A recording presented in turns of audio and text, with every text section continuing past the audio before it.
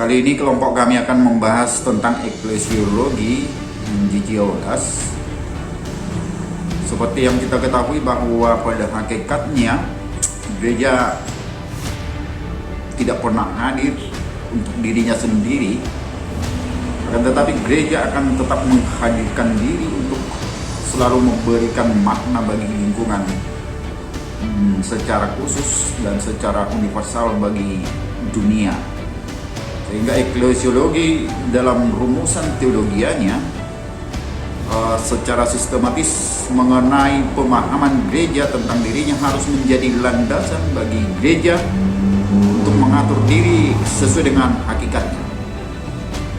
Untuk itu ungkapan Semper Reformata, Semper Reformanda, yang berarti gereja yang benar adalah gereja yang senantiasa siap diperbaharui dan harus selalu berkembang dengan baik sesuai dengan firman Tuhan, menjadi sangat relevan dalam kehidupan kita saat ini dan perjalanan gereja saat ini. Pendasaran eklesiologi terhadap aturan gereja selain menjadikannya sejalan dengan hakikat gereja, tentu juga menyediakan penjelasan teologi di balik setiap aturan yang ada. Untuk itu, John GGOLAS menegaskan bahwa kehidupan gereja, termasuk di dalamnya struktur pelayanan gereja, hendaknya menjadi gambaran tentang keberadaan Allah yang trinitatis. Untuk itulah kelompok kami akan mencoba menggali pemikiran John GGOLAS yang dibangun di atas Ekaristi dengan memperkenalkan konsep persekutuan menjadi ontologi itu sendiri. Mari kita menyimak penjelasan dari video kami kali ini. Eklesiologi pemikiran GGOLAS. John GGOLAS adalah seorang teolog ortodoks Gereja Timur yang mendalami tentang doktrin Trinitas dan tradisi Gereja Ortodoks. Sehingga tidak dipungkiri juga bahwa ia menguasai juga akan teologi sistematika. Nah, di dalam teologinya tentang Trinitas ini, ia melihat bahwa Allah Tritunggal atau Allah Trinitas itu harus dimengerti atau dipahami sebagai pribadi-pribadi yang bersekutu. Nah, di dalam gagasan GGOLAS ini dikatakan bahwa tidak ada pribadi tanpa komunitas, dan juga tidak ada komunitas tanpa adanya suatu keberbedaan. Gagasannya ini adalah sebagai kritik terhadap individualisme yang bertumbuh kembang di Barat. Individualisme ini pada dasarnya menciptakan pertentangan antara komunitas dan sebuah keberbedaan itu. Nah, di dalam individualisme ini terdapat keyakinan bahwa orang lain dan keberbedaannya adalah sebuah ancaman, karena keberbedaan ini seringkali menjadi dasar penolakan di dalam interaksi sosial. Dan keberbedaan ini juga mudah dimanipulasi sehingga muncullah konflik dan juga perpecahan. GGOLAS mengadopsi ide tentang pribadi ini adalah dari pemikiran para bapak gereja Kapadokia. Ia menjelaskan bahwa pribadi memiliki 3 karakter. Karakter yang pertama adalah primer dan absolut, yang kedua adalah ekstasis dan hipotasis, kemudian yang ketiga adalah unik dan tak tergantikan. Nah, di sini GGOLAS juga mengatakan bahwa Allah merupakan pribadi dan Allah Trinitas adalah pribadi yang berkomunitas. Di sini bagi GGOLAS, realita eklesial, yaitu gereja itu sendiri, bukan hanya sekedar sebuah institusi. Karena gereja dikatakan juga memiliki kualitas pribadi di dalamnya. GGOLAS juga membentuk karakteristik gereja menjadi 2, yaitu ada karakteristik Katolik dan Ekaristi. Kedua karakteristik ini merupakan dua tonggak yang saling menopang sehingga memperkokoh identitas gereja. Identitas gereja ditandai oleh keberbedaan di dalam dirinya, sekaligus kesatuan dan keutuhannya sebagai komunitas. Zizoulas ini menggambarkan gereja sebagai tubuh, seperti metafora yang digunakan oleh Paulus di dalam 1 Korintus 12 ayat 12-27. Juga mengikuti gerakan Kristus. Gereja juga menghadirkan diri sebagai kesatuan yang merangkul keberbedaan. Di sini Zizoulas berharap bahwa gereja bergerak terarah ke keutuhan tubuh Kristus. Kita masuk ke bagian komunio yang satu dan yang lain. Ekaristi merupakan hal yang penting dalam eklesiologi menurut Zizoulas. Ekaristi dipandang sebagai jalan hadirnya suatu persekutuan. Ekaristi bersama dengan Yesus Kristus juga berarti bersama dengan pribadi dan karya Roh Kudus yang datang untuk tinggal dalam gereja. Bagi Zizoulas, Ekaristi merupakan bentuk dari kehadiran. Akibatnya, Ekaristi memiliki keistimewaan unik untuk bersatu kembali utuh dalam satu pengalaman unik, pekerjaan Kristus dan pekerjaan Roh Kudus.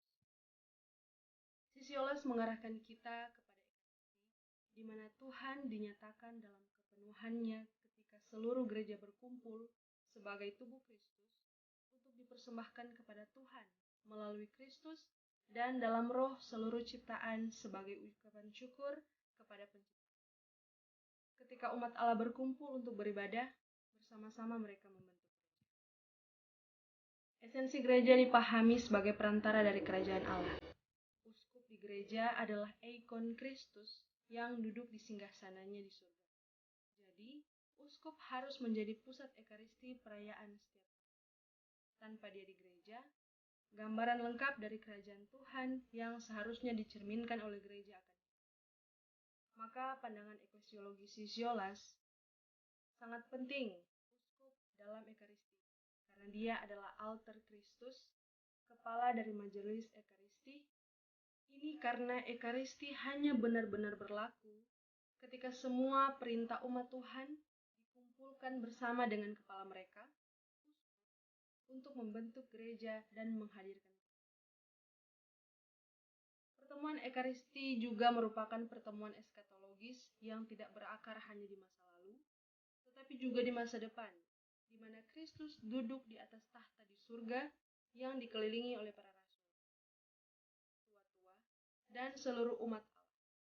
Ekaristi telah memberikan kita gambaran sekilas surga itu sendiri dengan menjadi ikon jendela ke masa depan, kerajaan eskatologis. Oleh karena itu, ekaristi menjadi acara sentral dan tindakan utama bagi umat Kristiani menyembah di hadapan Tuhan.